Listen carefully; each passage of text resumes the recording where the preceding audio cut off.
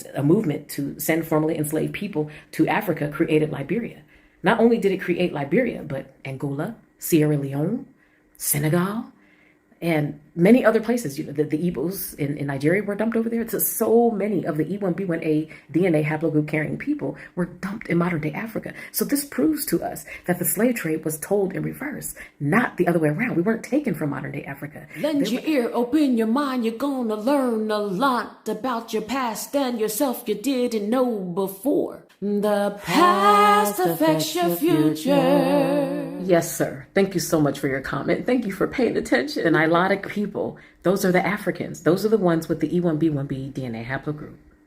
And they originate from Africa, absolutely. And all of those other ethnicities on that side of the earth comes from those people with the E1B1B DNA haplogroup, which are the Nilotic people.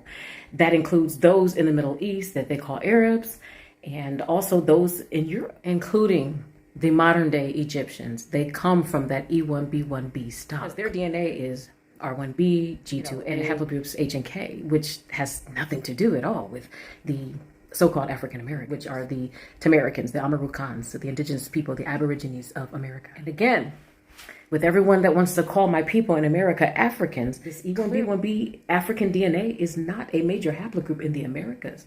So stop trying to force that whole false narrative that my people in America are Africans, because we're not. As I showed in the previous video, those in America come from the E1B1A stock, A00 and L.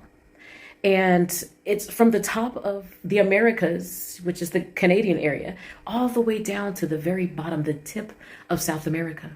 These people, the majority of them, have the E1B1A DNA haplogroup present. And if not that, it's the A00 and the L. And all of these people are considered to be African Americans from the top of Canada all the way down to the bottom of South America. That only points to one thing. Let me show you this first.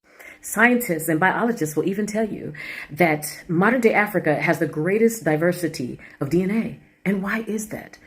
Let's take a look at the different people that are in the modern day African continent. It's people who are mixed with the E1B1A and also the E1B1B DNA haplogroups. Some of them are mixed in the Horn of Africa. It's mostly those with the E1B1B DNA from the Horn of Africa and above, and spreading over into East Africa. And then the other places there's a mixture of the E1B1A and the E1B1B. And then with the Bantu expansion, people spread out over into East Africa, which the Kikuyus, those are the same people as those of us in America as well.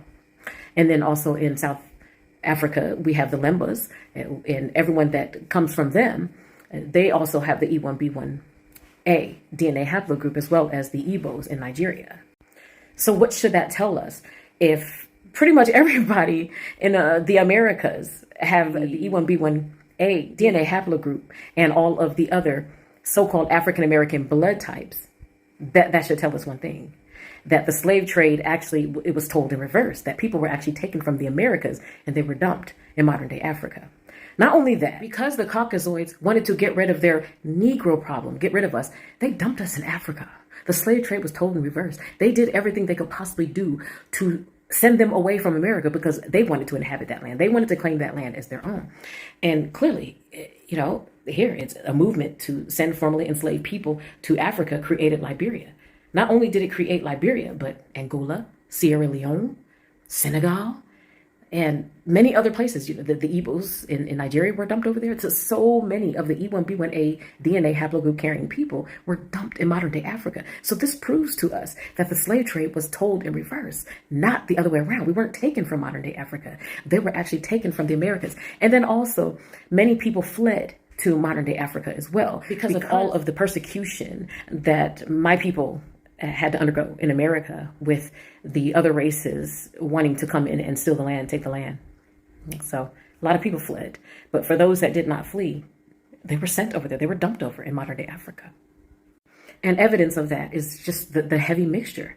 As I showed you earlier, it clearly states that the African DNA is very minimal in the Americas, you know, but in modern day Africa, it's mixed in with the African DNA, E1B1B.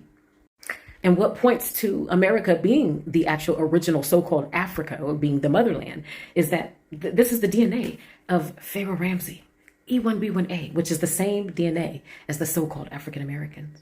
So this should also tell us that ancient Kemet is not in modern day Africa. It's just not. They have the exact same DNA as the people of the Americas. Here it is right here. E1B1A, A00, and L. The so-called African Americans carry the exact same DNA as the pharaohs of Egypt. And I have shown proof in many different videos that ancient Egypt, ancient Kemet is right there in the Grand Canyon, in the upper part of the US.